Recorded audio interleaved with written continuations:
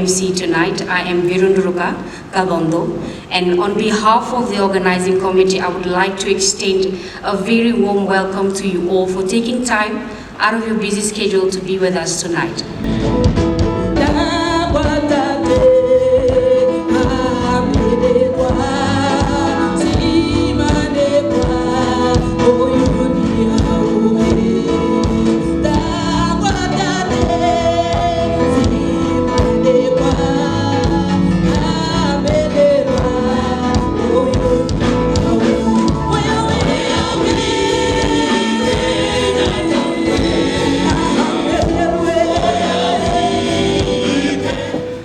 First, I would like to thank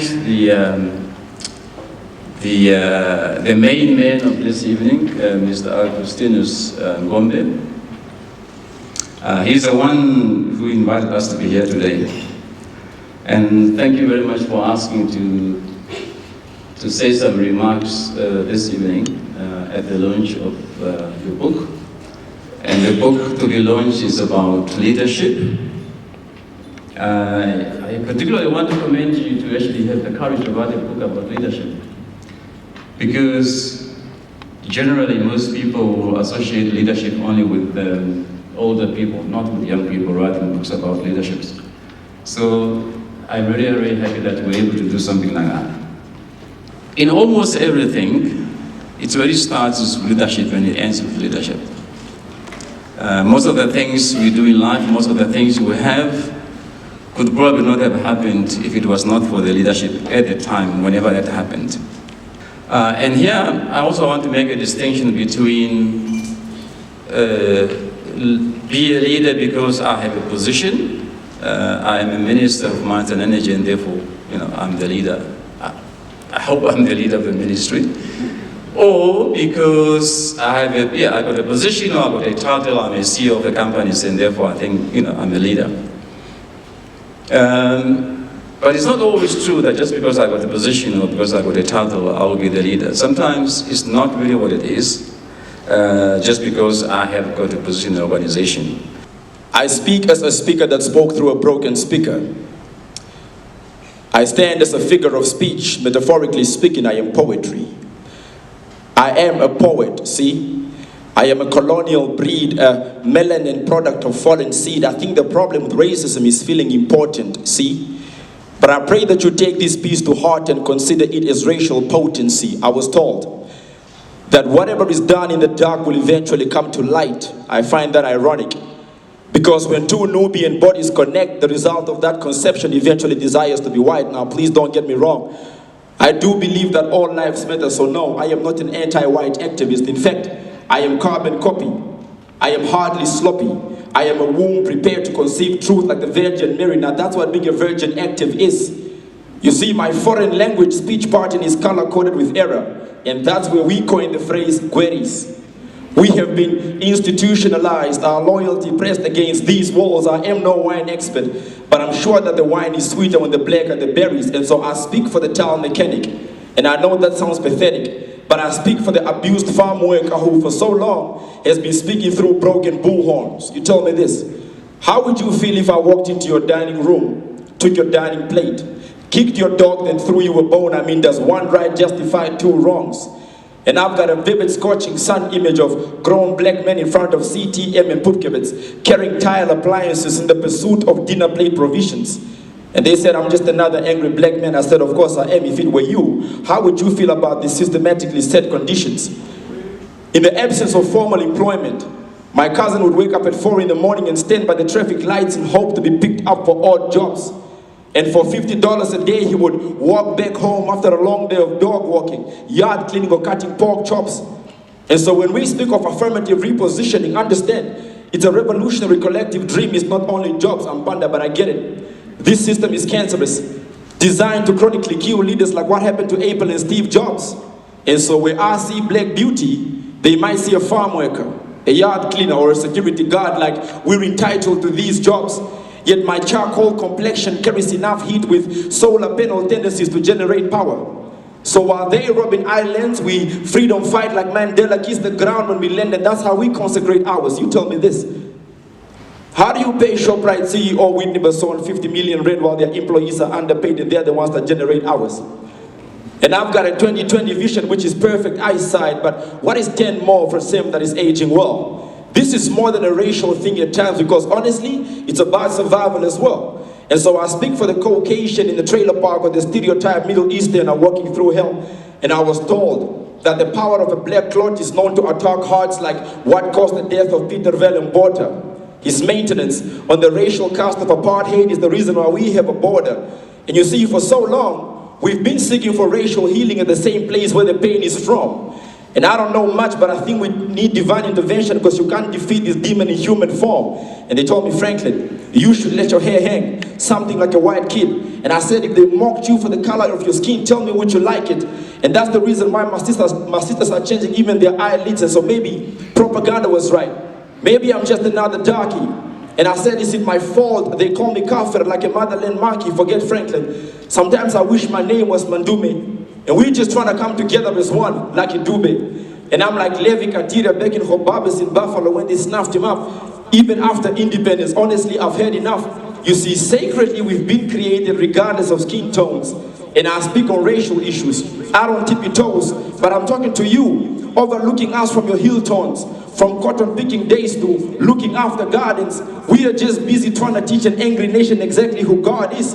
And I was told I'm black, so I'm probably used to violence. And I said that tune is there to dance to, so I break your wooden violin. And yes, of course, my nose is round. Check the circumference.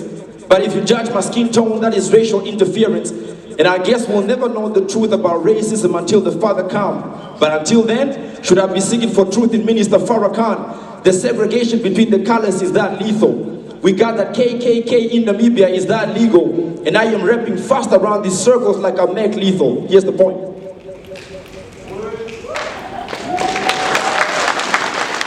So, I might not know slavery, but I know Kasinga. I might not know Martin Luther, but I know Antiba. The 1904 genocide that continues to linger. The work of Luther von Trotter, how can I not be bitter? I found my hope in Jesus Christ. You can double cross my leader. We've been existing since the Biblics. Check the Queen of Sheba.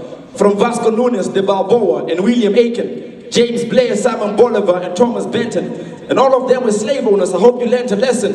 And they said, if you're a believer, why do you focus on segregation? And I said, from prehistoric events, this has been reliving in the congregation. So from the days of hunter-gatherers, the Code of Hammurabi, the 1942 proclamation from Haile Selassie, the 20th century movement from Hitler known as Nazi, the Holocaust, the extermination of these Jewish bodies. And I remember Hector Peterson and other lifeless bodies, and they told me, let it go, shake hands, and be buddies. Gengo Twasi, I'm a panda, but I'm glad I got a job. Affirmative repositioning, I just want to plot. As a black man, I've been racing for freedom, my feet hurts. And they say religion killed men, but slavery did worse. And I feel the pain of Kakuruka de Munguda as I write this. And I don't justify my anger, I know that's not righteous, but could it be that we are born from Sarah, that we are Isaacs? I'm just trying to look at it through the eyes of God. I test it. And you oppress whatever you fear. That's how I see it. But I was made powerful and black by God, and I will never conceal it. Thank you very much. We are here to celebrate an individual who has been brave and courageous enough to put his thoughts to paper. Many of us have ideas, but we never commit those ideas in writing, with the consequence that when we are gone, our beautiful ideas are also gone. Those who choose to put their ideas in writing expose themselves to criticism, and there is no shortage of critics in the world. Those whose only claim to fame is to find out the wrong things that you have done without doing anything themselves. Ignore such individuals, because it takes courage and commitment to talk about a controversial subject, the subject of leadership. The Honorable Minister said, and I agree with him, that there is not a single subject that has received scrutiny like the subject of leadership, because many things begin and end with leadership. But there is also the danger that when we talk about leadership, we invariably think that leadership is about politics. And when we talk about leaders, we are inclined to believe that leaders are those in the political arena. But leadership is larger than that. It is not lost on me that our good friend Augustinus has chosen to discuss the controversial subject of leadership from a biblical perspective. And one does not need to be a believer in the Bible. One does not need to be a Christian to acknowledge that when we talk about leadership, there are many lessons that can be drawn from the Bible. Whether one is talking about leadership in the household, whether one is talking about leadership in the political arena, there are many things that we can glean from the Bible, and that is why I think that you chose to locate your analysis of the subject of leadership from a biblical perspective. All of us are leaders in our own right. Augustinus, you are a leader. That is why you have chosen to write a book. That is why you have the courage to write a book.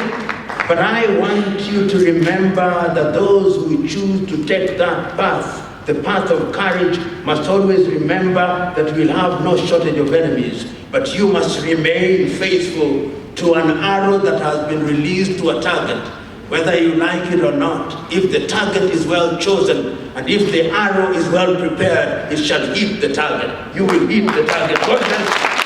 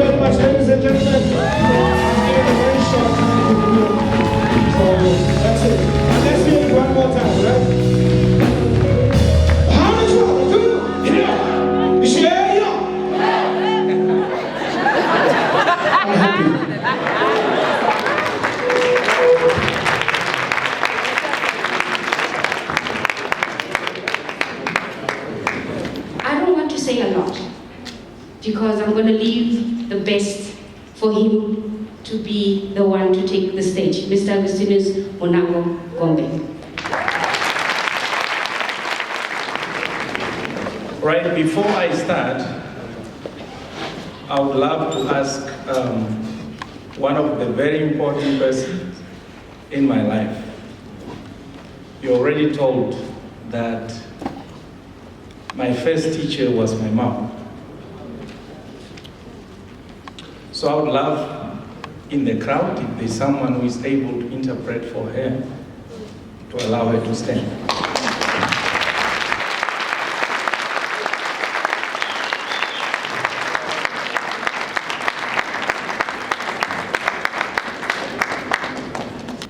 I never dreamt or expected ever in my life that one day things like this will be able to happen.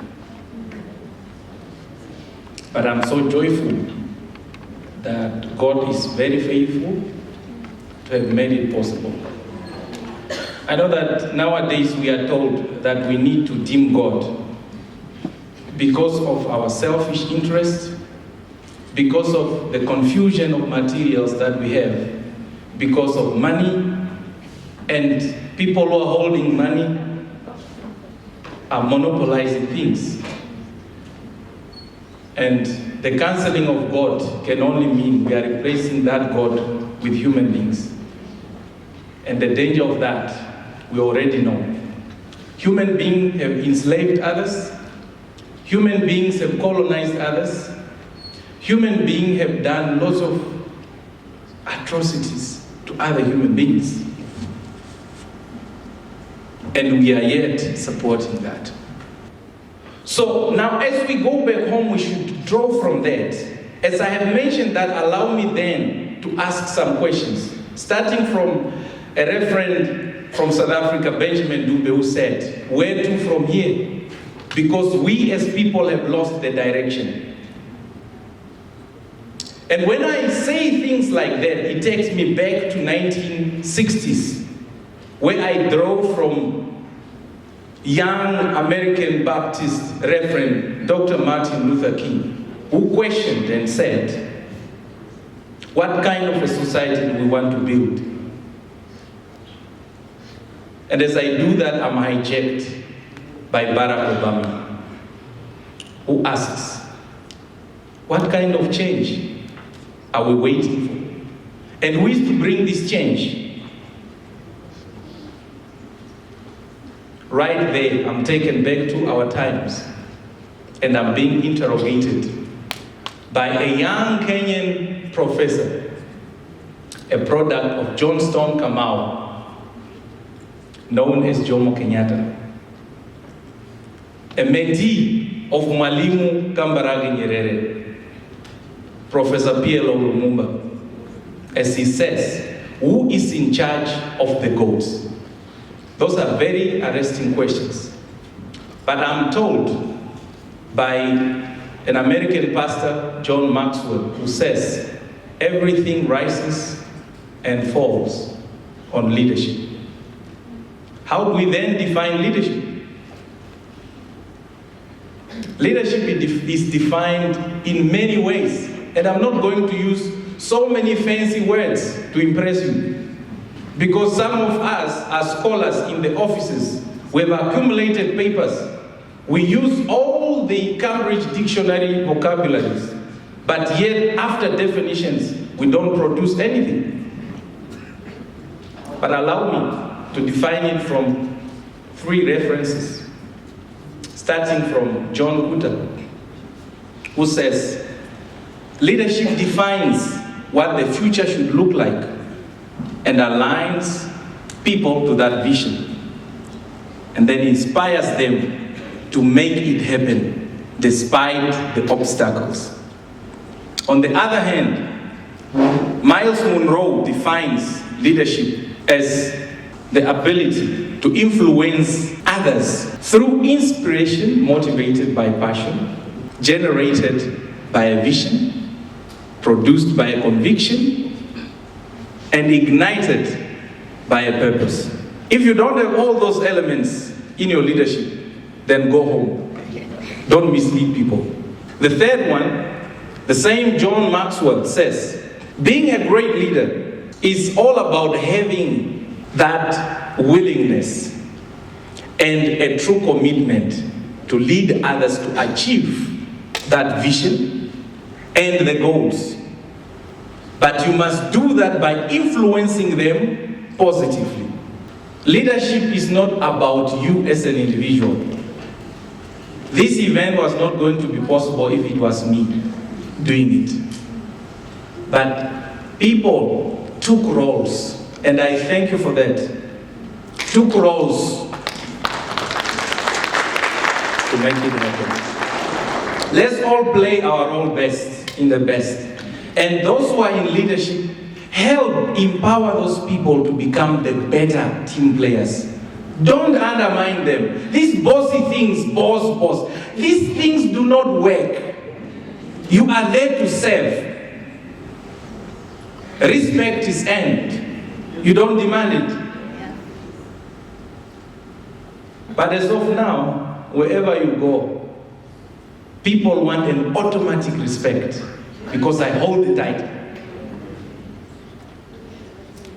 When the CEO comes, they cannot say anything. And CEO can approve anything even if it's wrong. This is why we are here. It's forward-looking such that, you know, when you are employed, the first question, if those panels are wise, those who are interviewing you, the first thing they will ask you is, what is the vision of this company? The reason why they ask is, leadership is in the future, not in the past. You don't hold on to what you have done. What people are waiting for is, what can you do?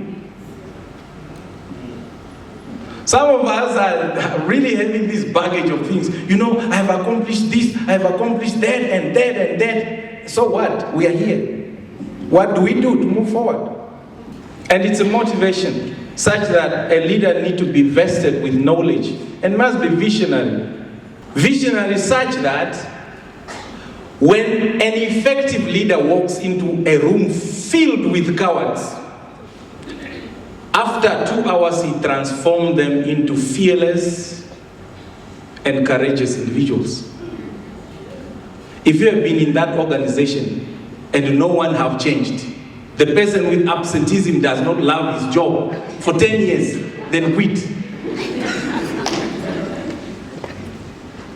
Finally, the most dangerous human being is the one who does not have reference to the supreme authority. And this supreme authority is God.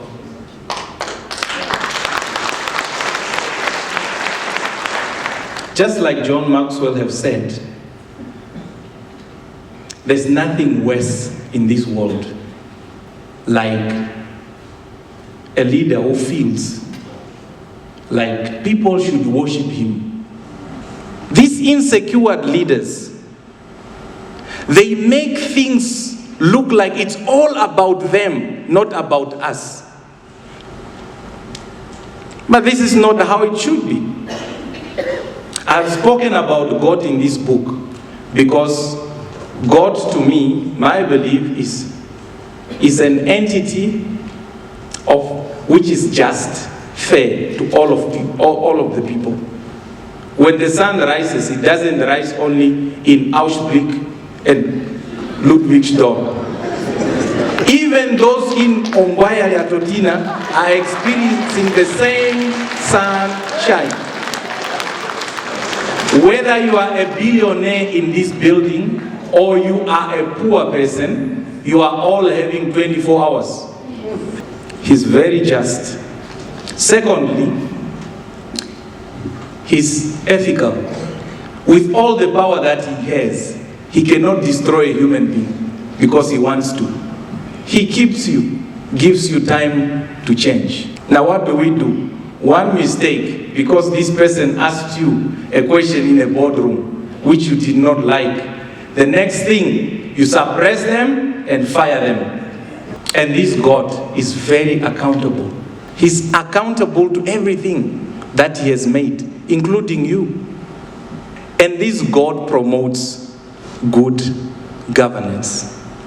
If we are to embrace all these things that I have said, they may not offer instant solutions to you, but they will help you become someone who chooses your decisions wisely. Therefore, ladies and gentlemen, enjoy the journey of leadership and knowledge. Thank you for coming. Thank you for making this event being an awesome event. My prayer is you will read it not with analytical mind that appeal to your ego, but you become flexible to take in new information which you never had. I love you all and God bless you. If you look at me right now where I'm standing, I'm having 3 books right here. So I would just like to call on the author to just explain so that we can have clarity, because I understand that we only have 1 book that you wrote, but I'm having 3. So could you just quickly explain the books that I'm having in front so that the audience can know what it is that you have done? This is the only time I'm standing.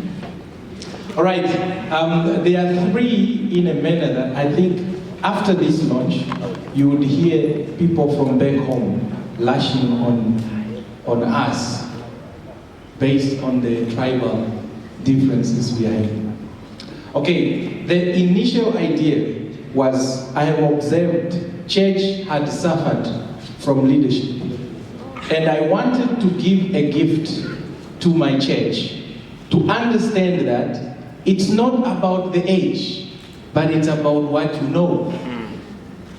Therefore, the initial idea of leadership was in my mother tongue, in Luchazi. I wrote that draft. When I was done, I thought it would be unfair to other people who do not understand this language. Therefore, the only way I can go about it is to write it in Luchazi and translate it in English. And that's what I did. So after I have finished with these 2, I thought the youngsters now may be able to read words because they were told alphabets in a class, but they may not understand what it means. Therefore, the only way we can solve this problem is I need to be able to draft a mini dictionary which has Luchazi and English to make them understand what this book is all about. So this is a gift to my church leaders and my mother, because my mother doesn't speak English. So when I'm talking about leadership, I want to engage in the language she feels very comfortable. And if she wants to hold me accountable, she must go to the book and say, on this page you said these things. What are you doing? So that is the main reason. And to preserve our languages. Let me tell you one thing. Every day, the last person who speaks that language dies. That language dies. And we have adopted the European languages. We have made them to be so powerful than our own languages. But if you cannot understand things in your mother tongue, then you don't understand it. Thank you. All right, thank you. So the networking that will be taking place will be when we conclude the event will be in Luchazi. The dictionaries is at the back, so please make sure to get yourself a copy because the networking will be in Luchazi. I'll hand over to my co-host. Thank you very much. So we now just need to have the honor of officially launching the book. If Professor would do us that honor, and I think it's Let us have him hold that, and I have the book in English, Leadership and Knowledge. Ladies and gentlemen, let us congratulate the author Augustinus M Ngombe for this great work. Don't wait for excerpts of the book to be sent to you via WhatsApp. Buy the book and read it so that you appreciate the book in its full flavor. Thank you. God bless you. The book is now formally launched and available for purchase and I believe the author will be available to autograph for those who will be kind enough to acquire their own copies. Thank you.